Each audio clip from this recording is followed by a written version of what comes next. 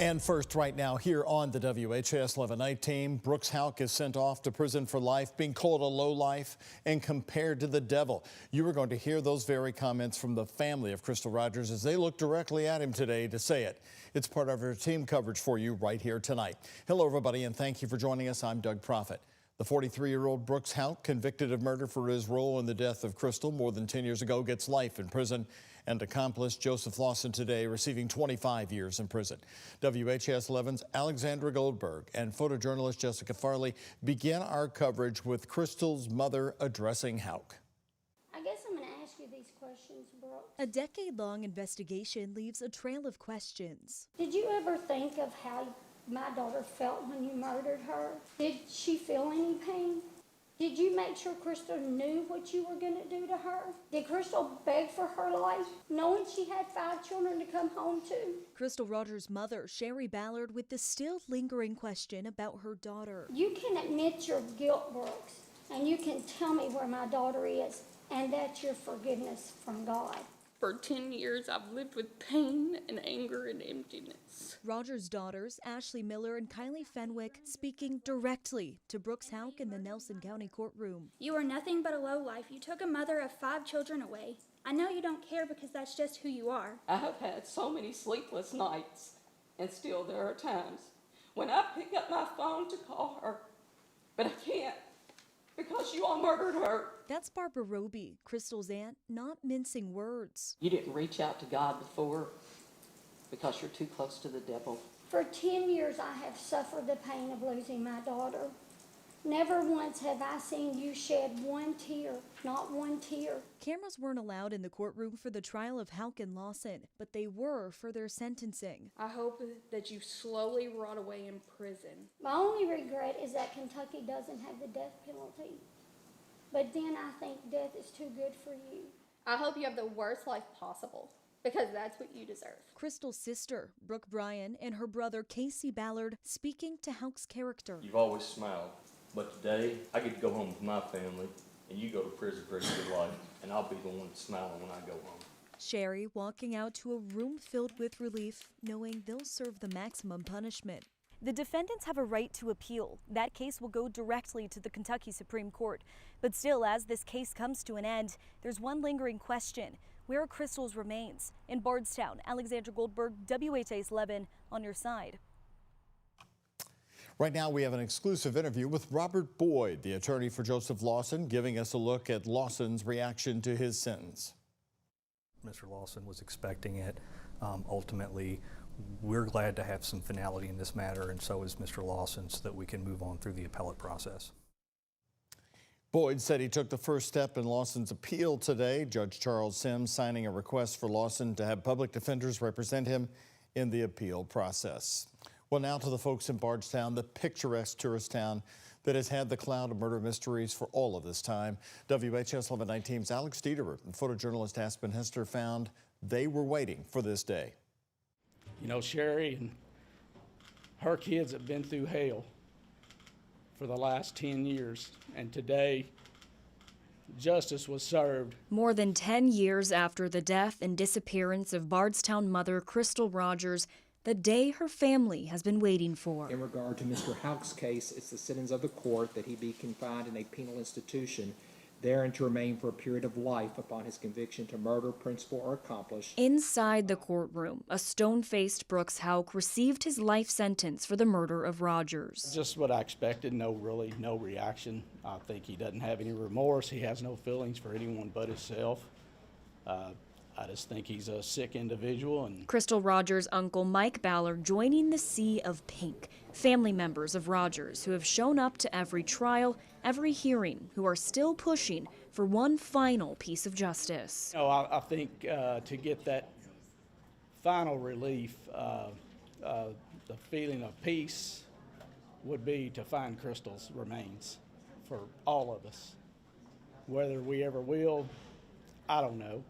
I've got doubts about it, but I'm always hopeful and pray about it some. The impact of this day stretches beyond the family to the city of Bardstown, decorated with pink bows and ribbons.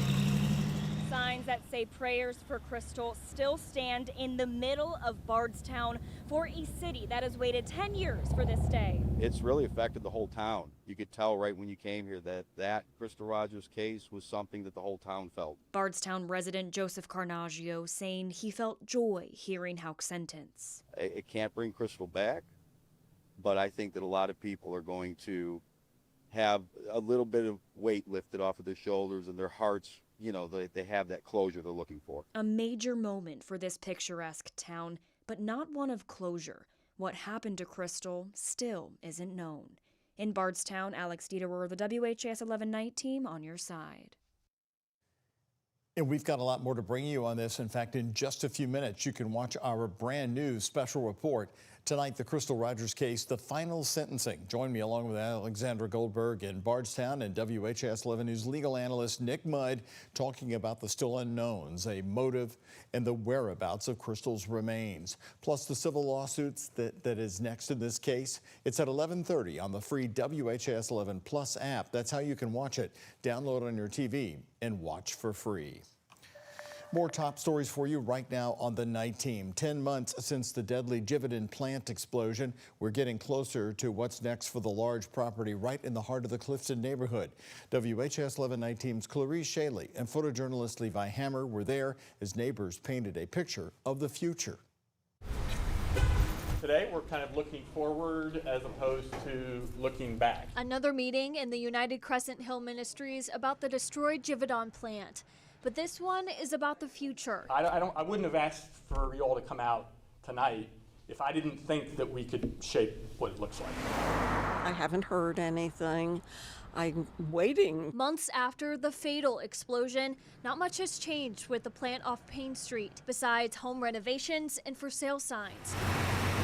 The Architectural Review Committee has a meeting about the demolition Monday, coming as welcomed news for neighbors. As much as I would like for it to be gone, I understand why it's not. From senior living facilities, low-income housing, and a mix of options being tossed around. I'm hoping that they will have a park that includes gardens.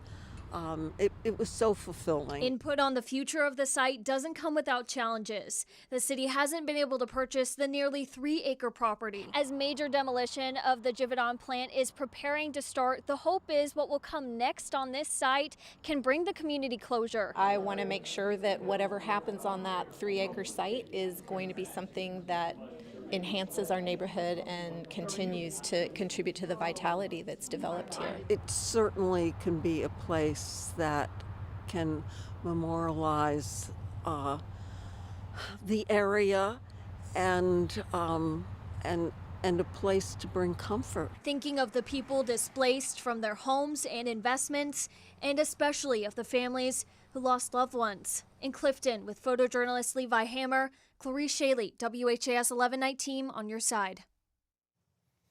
Now, the public hearing on that demolition we're talking about of the Jividon plant is going to be a virtual hearing. We'll have the link included on our website. And once demolition does start there in Clifton, Metro Council's Andrew Owen says that there will be air monitoring during the entire process. Right here noon tonight, Louisville Metro Council approving an ordinance this evening changing how the city handles permits for protests.